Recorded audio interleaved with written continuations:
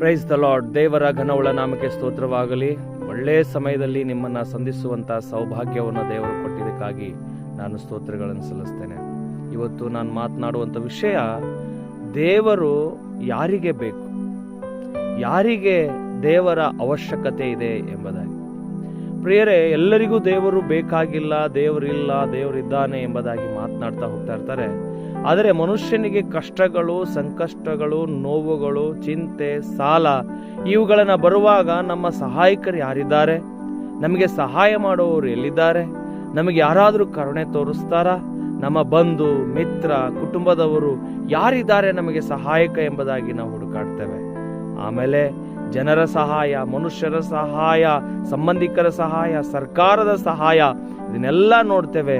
ಯಾವುದು ನಮಗೆ ಸಿಗದೆ ಹೋದಾಗ ಅವಾಗ ನಮಗೆ ಬರ್ತದೆ, ನಮ್ಮ ಹಣೆ ಬರಹದಲ್ಲಿ ಹೀಗೆ ಆಗಿದೆ. ಹಣೆ ಬರಹ ಅಂದ್ರೆ, ಹಣೆ ಬರಹ ಇದು ಈ ಲಿಖಿತ ಬರೆದವನೊಬ್ಬನಿದ್ದಾನೆ, ಬರಿದಾತನ ಇದ್ದಾನೆ. ಅಂದ್ರೆ ಬರಿದಾತನ ಯಾರು?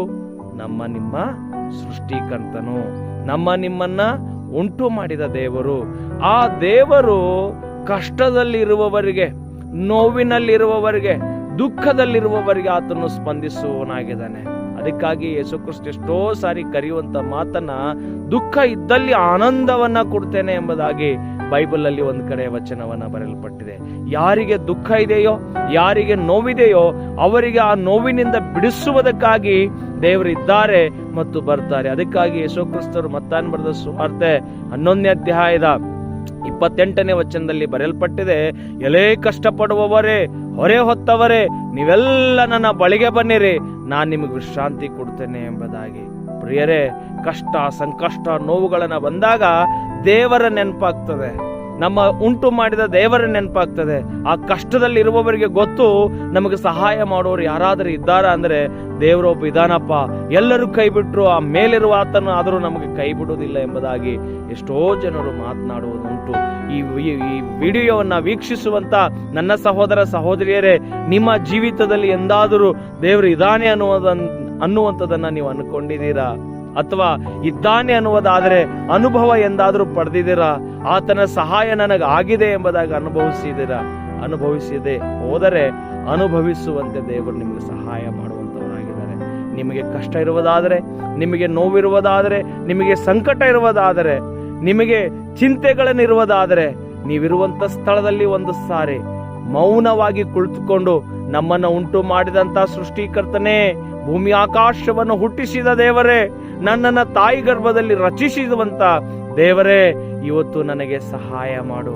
ನನ್ನ ಉದ್ಧಾರಕನೇ, ನನ್ನ ಸರ್ವೇಶ್ವರನೇ, ನನ್ನ ಒಡೆಯನೇ, ನಮ್ಮನ್ನು ನಿರ್ಮಾಣ ಮಾಡಿದಂತ ನಿರ್ಮಾಣಿಕನಾದ ದೇವರೇ, ನನಗೆ ಕೃಪೆ ಮಾಡು ಎಂಬುದಾಗಿ ಮನದಾಳದಿಂದ ಆ ದೇವರನ್ನ ನೀನು ಪ್ರಾರ್ಥಿಸುವುದಾದರೆ ಖಂಡಿತವಾಗಿ ಆತನು ಬಂದು ನಿನಗೆ ಸಹಾಯ ಮಾಡುವವರಾಗಿದ್ದಾರೆ.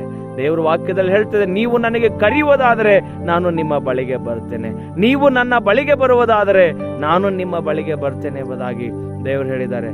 ಪ್ರಿಯ ನನ್ನ ಸಹೋದರ ಸಹೋದರಿ, ನಿನಗೇನಾದ್ರೂ ದುಃಖ ಇದೆಯಾ, ನೋವಿದೆಯಾ, ನಿನ್ನ ನೋವು ಭಾರವನ್ನ ದೇವರ ಮೇಲೆ ಹಾಕು.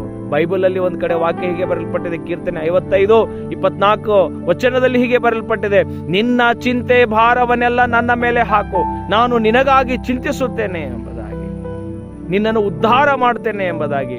ಅದಕ್ಕಾಗಿ ನನ್ನ ಸಹೋದರ ಸಹೋದರಿಯೇ, ನಿಮ್ಮ ಭಾರಗಳನ್ನೆಲ್ಲ ದೇವರ ಮೇಲೆ ಹಾಕಿರಿ, ದೇವರನ್ನ ಜಪಿಸಿರಿ, ಪ್ರಾರ್ಥನೆಯನ್ನ ಮಾಡಿರಿ.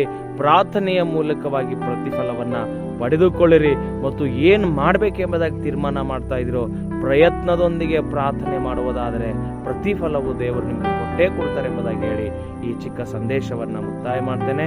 Praise the lord. ಮುಂದಿನ ಸಮಯದಲ್ಲಿ ಮತ್ತೆ ನಾನು ನಿಮಗೆ ಭೇಟಿಯಾಗುವುದಕ್ಕೆ ಶೀಘ್ರದಲ್ಲಿ ಬರ್ತೇನೆ ಎಂಬುದಾಗಿ ನಿಮ್ಮೆಲ್ಲರಿಗೂ ಧನ್ಯವಾದ ಹೇಳ್ತೇನೆ.